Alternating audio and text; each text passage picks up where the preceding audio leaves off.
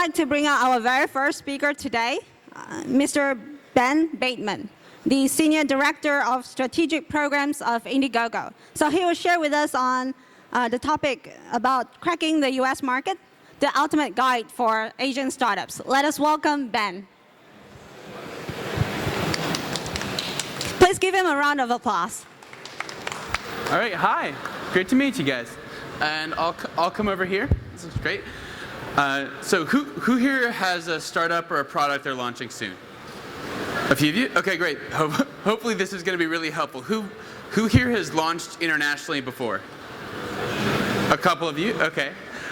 Well, that's our goal today. So I'm here to talk to you about what it's like to launch a product internationally and how you can do it using crowdfunding.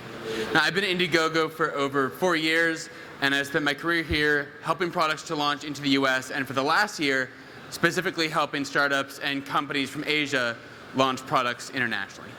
And so why are we talking about this under the lens of crowdfunding?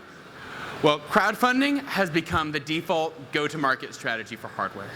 It wasn't always like this, but within the past 4 years, small companies who are launching products consistently have used crowdfunding as a way to get to market. And the reason for this, and the reason this started was really clear. Customers pay for your manufacturing. Now, this is really exciting if you're a hardware startup.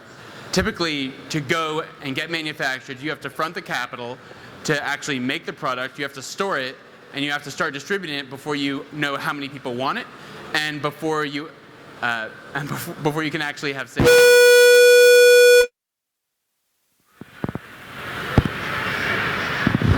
Hello? All right. Okay. Can you hear me? Good.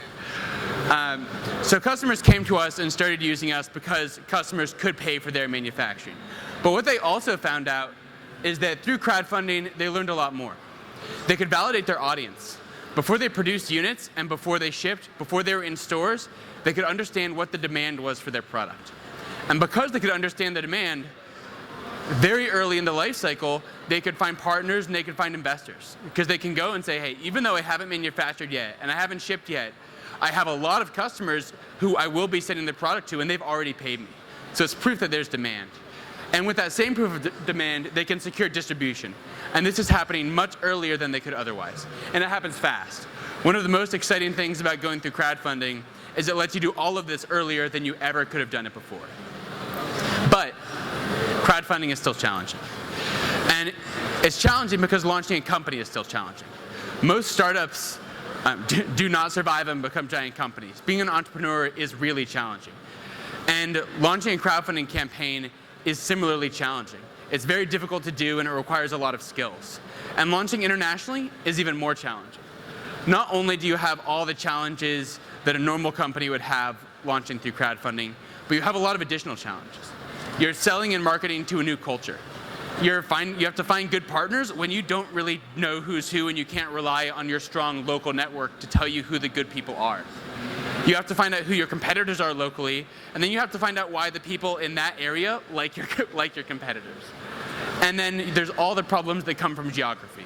Your customers are far away and they're on a different time zone, and there's different governments and different things that you have to coordinate across versus just selling to the local market. But we think it's still a huge opportunity. So last year, we launched our China pilot program with a goal of helping companies from the greater China region launch internationally. And so we're a year into this program, and it has been incredibly successful. Just to talk about a few examples of companies that have done this, we had Xgimi, who launched a year ago as one of our first projects and raised $325,000 over 60 days. They just launched their second campaign 2 weeks ago, and they're already at the same amount in 2 weeks. So this is really exciting. We're seeing people can actually use this as a repeated launch strategy for new products. We saw Ehong raise almost $1 million and then go on to raise $42 million in venture after this because they proved demand and their ability to launch internationally. Furbo, based in Taiwan, was able to get their first batch of international customers in June of this year, and have now shipped and have customers all over the globe that are actually using their product and giving them interesting user data. Luna Moon, based out of Taiwan, almost $750,000. Mocha Kim here in Hong Kong was able to do $1 million. Flux Bikes 1.7, and then just a couple months ago, we had OmniCharge close almost $2.4 million launching out of Shanghai. So we've seen that when we're working with people and when companies in the region have access, can solve those problems, can find good partners, get good marketing, and use the strategies that we know work to launch, they can have big successes, and we know this works. So the question probably is, like, what's the strategy? How do we actually do this? And so that's what I'm here to talk about today. We have a lot of experience on what works, and I want to give you the tools to run an international launch yourself. So first, I do want to clear up one big misconception about crowdfunding and why we do these presentations and why we talk to people. Crowdfunding isn't magic, it's marketing. And the reason it might feel like magic is because you go and you see a lot of products that it might be difficult to understand why they're raising so much. There's a lot of products that come and surprise us too. And I think it can feel like there's, you just put a really amazing product up and it'll explode. If you build it, they will come, your customers will come in and get excited about the product, and you're going to be able to raise a lot. But we've seen that that doesn't work. You really have to go and do the work. But the reason it can feel this way is because a crowdfunding campaign is broken into two different parts. You have your sales and marketing funnel, which is all the work a team does to drive a campaign's momentum and to build success. Now, how big is the team? What was their budget? What partners did they work with? These all have a huge impact on the success of a project, but it's something that you don't get to see. What you see when you're browsing and trying to find projects to compare yourself to is the conversion rate. It's the beautiful page that somebody put up, and it turns a visitor into a customer, but it doesn't give you insight into how someone made it happen. So that's what I'm here to talk to you about today. So how do you do it right? You do it right. First, you make a plan. You secure the right talent to make that plan happen. You figure out what your product positioning is. You build all your materials, and then you launch and you drive traffic to your campaign. Now, we're going to be going through all of these in more detail.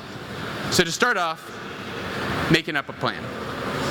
And the most important part of making a plan is actually figuring out why you want to crowdfund. What is your goal here? Now, almost everybody we're working with wants to raise money. This is almost the default goal. You want to come in and you want to drive a certain amount of sales or raise a certain amount of capital. So this is probably one of your goals. But most people we're working with also want to build a brand. They want to get publicity around what they're doing. If you're a startup, you're launching your brand for the first time, it's really important that people come away with a good impression of who you are, that a lot of people know who you are. Maybe you have partners you want to go and work with next. It's important to you that they find you and that they have an idea of who you are. And if you're planning around that, you might want to plan differently than if you're just trying to raise money. You might want to pay for a PR agency or pay for some things that are going to get you visibility and get you attention, but might not drive sales and might not have the best return on investment immediately. And then there's learning. This is something that is going to happen regardless of what you're doing in a campaign. But for some people, this is the focus. Now, most startups we're working with, all three of these are there, and raising money is probably the thing they're most excited about. But for some of our campaigns, learning is all they care about. For example, GE launches a campaign with us every year. And GE does not need to raise money. They have all the capital they want, and they don't really need publicity. They can go and secure that through their own channels. But what they want to know is which of these 10 products that my R&D team is working on really has a big market. And for them, they use us to learn that. Is there demand for this product in my R&D line? And from what they learn there, they can go and scale out, and they're using the information they learn on this cheap campaign to make decisions that could get them a lot of money later on. So first, figure out which of these is most important to you and come up with a mix of how you're going to achieve them. Next, scale your budget and your timeline based on your goals. Now, we would always recommend at least a minimum month to prepare, probably 1 to 3 months. If you want to raise millions of dollars or even high hundreds of thousands of dollars, you probably want to plan more time. The giant campaigns we work with have spent a lot of time preparing for their campaigns. For budget, we recommend budgeting about 20% of what you want to raise. Now, this isn't concrete by any means. I've seen teams that can do a lot on almost no money if they have a lot of skills in-house. If they can make their own video, if they run their own marketing, there are things you can do very cheaply. But I think this is a safe number to plan around, and if you can figure out how to get a better return on it, that's fantastic. And as to when you should launch, There are some things in timing that you should pay attention to that just have to do with the time of the year. Don't launch between Christmas and New Year's. If your target market has a really strong seasonality, pay attention to it. Don't launch a project aimed at college students in the middle of finals. They're all going to be busy and they're not going to buy. But otherwise, pick the time that's best for you. There are a couple things that you should have lined up ahead of time. First, you should have a working prototype of your product. Now, this is important for a lot of reasons. It's not just to build trust, but it is important for that. If you don't have a working prototype, people aren't going to believe that you can make the product you've said you can make. So people want to see it. People want to trust that you've already made it. It's also important for you that you have a working prototype because you need to know if you can deliver it. You need to be able to do that yourself. You don't want to commit to something that's going to be too challenging for you to accomplish. Next, have an engaged and excited audience. If you launch and you don't have any audience, nobody will come and contribute to your campaign. We think of it like an empty restaurant. If I'm looking for a place to eat and I walk by an empty restaurant, I do not think they have good food. And I don't want to go in and try to be the first person who's going to get something there. But if I walk in and see a restaurant that's full of people, I'm sure it's delicious. And if there's a long line, I might even wait in line because I'm excited about the food. A campaign's the same way. If I see that thousands of people have come and contributed, it gives me a lot of trust. It makes me want to go and see what all those thousands of people are excited about. Finally, have your manufacturing secured. If you don't have this locked in, you don't know a lot about your own product. You don't know how much to charge. And the worst case scenario for launching a campaign is not your campaign doesn't get funded and the project doesn't go forward. That's certainly a bad scenario, but even worse is you didn't have your manufacturing locked, you didn't know how much to charge, and you ended up charging a lot less for your product than you should have. And then you're committed to something, but you might not be able to deliver on it. So make sure that all of these are ready before you've launched. And set metrics pre-launch as well. I think having a certain number of people you've collected on your email list, having a certain number of press who are interested in talking to you, potentially a certain number of partners who have spoken to you as well. Find things that you can say, when we hit these, we'll be ready to launch. And that's really helpful. It does not benefit you at all to launch an unsuccessful campaign. All the benefits of crowdfunding come from a successful launch that gets you where you want to go and moves you on to the next step of your business. So don't rush to do it too soon. Do it when you're ready. Next, talent. Who's actually going to do this? So there are a lot of things that need to get done for a campaign. And I say things that need to get done because you don't need to do all of these things. They need to happen. And your team can have skills for some of these, but they might not have skills for others. For most teams we work with, they do not have somebody on staff who's really strong in video production. That's really unusual. But they might have someone who's good at PR or good at digital advertising. So think about which of these you want to own and which of these you want a partner to own. An example breakdown, your team's doing all the things that you're strong at, and then for things that are challenging or need some extra skill, you find a partner to work on them. Now, this isn't our recommended breakdown. In fact, if you can do these things yourself and you have experience, I always prefer to have a team do it because it's a scrappy and affordable way to run a campaign. But if you want to bring somebody in, or if you just don't have time with your team because you're focused on manufacturing or product design, this can make a lot of sense. Factors to consider, cost, absolutely. There are expensive and cheap agencies, and these don't always mean better and worse. You may actually want to be the biggest client at a smaller agency or working with a smaller group rather than a small client at a larger group because you'll get more attention or they'll care about your business more. And time to launch is important as well. No agency is going to be excited to work with you a week before you launch if you need to get everything ready really quickly. They're a business too. They have their own schedule. So give them time. Most people like to start working with you around 8 weeks before you launch. If you can find people earlier, that's even better. And finally, look for teams with expertise. I look for teams that have successfully done this before, and especially are willing to introduce you to the clients they worked with before. If they can't introduce you to people who say good things, I would avoid it. And there are a lot of really great agencies out there and groups who help people in all of these different things that need to get done.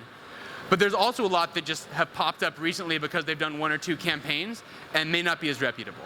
So really take your time when you're working with partners and try to find someone who's a good fit for you and who has experience. Just some ranges of cost in these. Videos going to be more expensive if you want someone to both do the production and tell a really nice story for you as well. But if you can tell your own story and explain why your product is great and do the direction scripting, it'll be cheaper. And you can just find someone to come in and make the video look really good. Digital advertising, this is just cost for ads. You may also have to find somebody to pay for those ads for you. And this cost actually can change a lot depending on how well those ads are performing. If you want someone who's going to do full service crowdfunding, there's not very many of them around, so do a lot of vetting there, and those tend to be a lot pricier. And finally, PR, important to do, and really wide price range. On all of these, you can do all of these yourself if you're a scrappy team and you have the time to learn these. So we don't always want to push people to work with somebody else. I know a lot of teams who have done these themselves and succeeded a lot. But here's an idea of what it might cost. Next is positioning. And the reason I want to talk about positioning is because we've seen that it's a really big challenge with companies who are launching their first products, and even some companies who are launching products in a line. And what's happened before when I've worked with campaigns is we'll go through, we'll be creating their materials, we'll be creating their video, their page, we'll get through a whole round and have a full draft, and we'll realize that the message wasn't quite right. And then you have to redo all of your materials because they didn't figure out their positioning first and really figure out what's their value proposition and what's working with customers. And so before you create any materials, it's really important to spend time thinking about why people will buy your product and how you position. Now, a metaphor I really like for this is the door metaphor. And it's a way to think of your product as a door to an experience. Now, product itself is not what I will experience. A product lets me do something. And I'll give you an example so you can see this. Now, these are hiking boots. Now, I can tell you about the kind of rubber that's on them. They have laces. I could go into the specs of this boot. But when I'm looking for something, this isn't what I want. This is what I want. I want to wake up early, I want to go hike a big mountain, and I want to be there to watch a sunrise in a really beautiful place. This is an experience that means a lot to me. This is exciting. And a product is a door to get that experience. I'm getting these shoes, and I'm going to use that, and I'm going to walk through that door, and I'm going to experience the benefit, this exciting experience on the other side. Now, the challenge we see with a lot of companies, especially engineering-led companies, is they spend a lot of time selling the product, spend a lot of time selling the door. They will tell me about the specs, they'll tell me about what the product does, but if I don't understand the great experience that's on the other side of it, the specs don't mean a lot to me. You can tell me all the specs you want for industrial mining equipment, I don't care about that experience. And so it's going to be really hard for me to understand your marketing. So focus on the experience first. So a couple other questions to ask yourself. What's that amazing experience? What problem are you solving? Who's your target customer? And then how do you differentiate from customers? If you don't, one example that I think did this really well is Flick. Now, Flick is a horrible product to have to market. It's so complex. This is a small Bluetooth button, and when I push it, it sends a message to my phone, and my phone can do almost anything. Really, I sign into their app, and I can set it up so I push this button, and then something happens. This is really hard to market. Anything is not an experience that's easy for me to understand. It's too much possibility. So this could have been a really unsuccessful product launch. But they did a really good job of showing me what those experiences would be. If you look through their marketing materials, they tie this product that can do so many things and give me really specific and clear experiences. They show me situations where I understand why their product's exciting. They put me in a situation where, yeah, I'm going to use it exactly like this. And they're not spending these times talking about the features at all. The feature is really clear. I push the button and something happens. They're showing me the experiences that it's going to generate. And this was a really successful marketing campaign. By the end of their launch, they raised almost $1 million with us, have gone on to raise tens of millions in venture capital, and their team is growing really quickly. If you don't know what that experience is yet, and you're still trying to figure this out, I just recommend talking to your customers. They're the people who are using the product, and they're the ones who are going to understand what they want and the experiences that they're most excited about. Next, I want to talk a little bit about content. I'm not going to go into too much detail here because we have a lot of really effective resources that we've built out over the past few years, and we can share those with people afterwards. But a few things to think about. When you're making a video, do a short video. We think 2 minutes and 30 seconds or less. And your goal is to hook people and explain to them what's exciting about the product and keep their attention. It should also be mixed with product photography.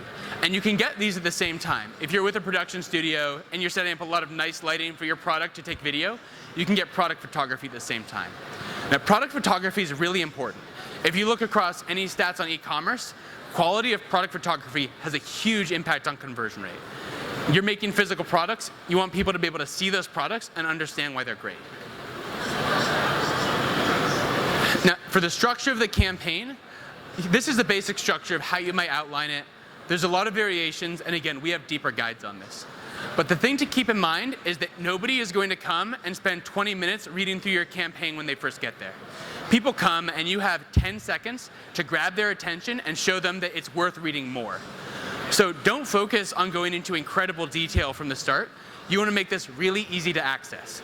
If I stop by your page and I don't understand really quickly what your product is, what it does, and why I'm excited to use it, like what that experience is, I'm gonna be gone. If your most exciting content is deep in blocks of paragraph text, it's gonna be hard for me to digest.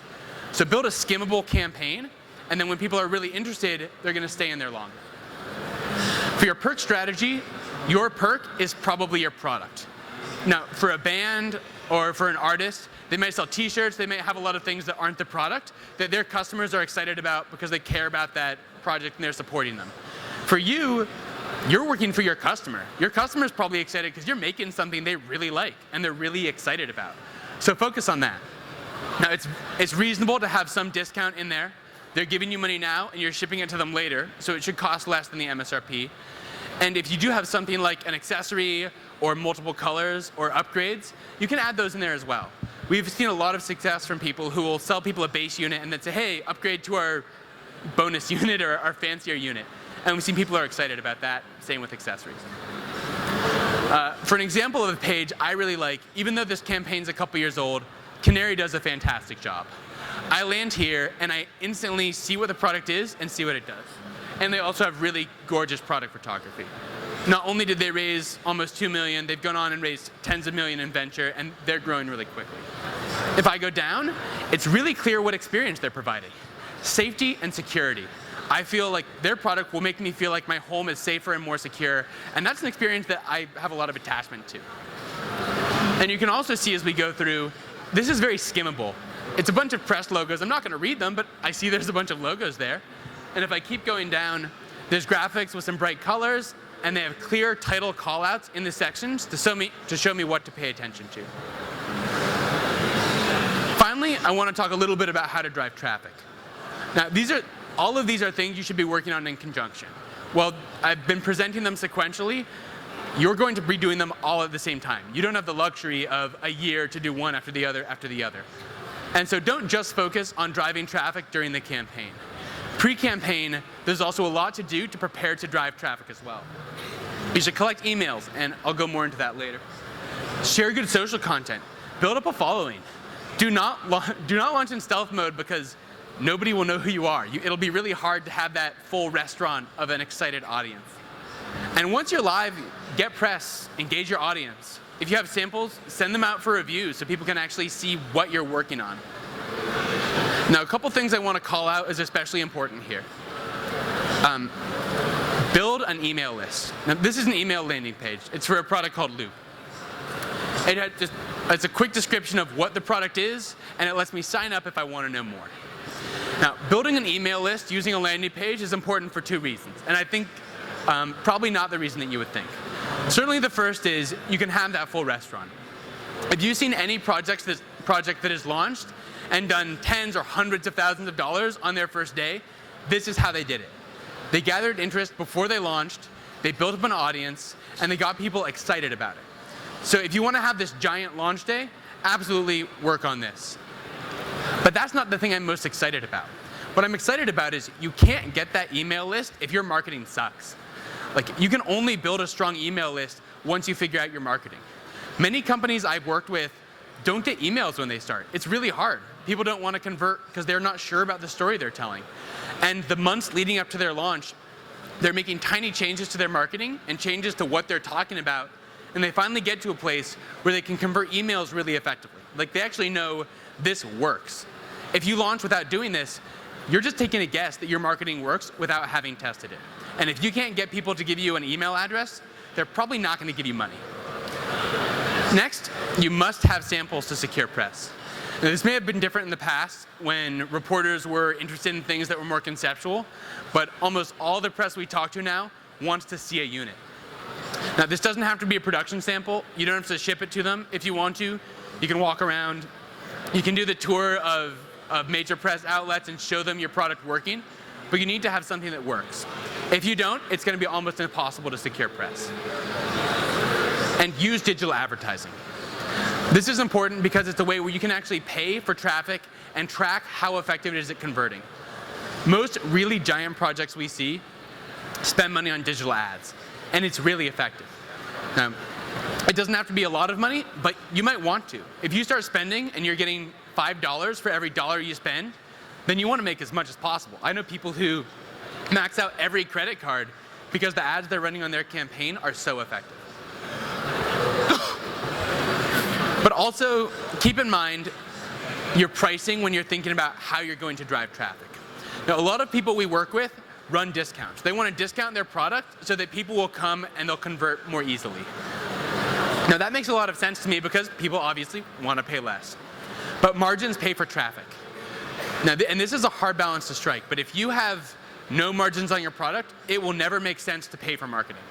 And that's going to be really challenging. Even if people come and your conversion rate is great, it's really challenging to get traffic. That's why so many of the really giant campaigns you see can be for really high margin products. Think watches or clothing products. These can have like up to 80% margins. That means if I have a $100 product, I can spend $79 buying ads, doing marketing to drive a customer, and I'm still making $1 in profit for every time it happens. So be careful with that balance when you're thinking about pricing your product. Don't just drop it really low because it'll eat away at your own margins, and then it'll be really hard to drive traffic and pay for it. So I've gone over how to launch a campaign, what to think about, but we've only gone into a little bit on all of these topics. For every point here I've gone through, we have much more in-depth material. So if you're actually thinking about doing this yourself, you can work with us and we can help you set up a spectacular launch. It's really easy to get a hold of us. I'm Ben at Indiegogo.com. My colleague here in the back, Sandy at Indiegogo.com. And we work on our Greater China program. And we'll be happy to help you get set up and launch successfully. And with that, thank you so much for having me. And I think we have our next speaker coming up. So, thank you, Ben. So we'll open up the floor to Q&A. Oh, Q&A? Yeah. All right. Yeah.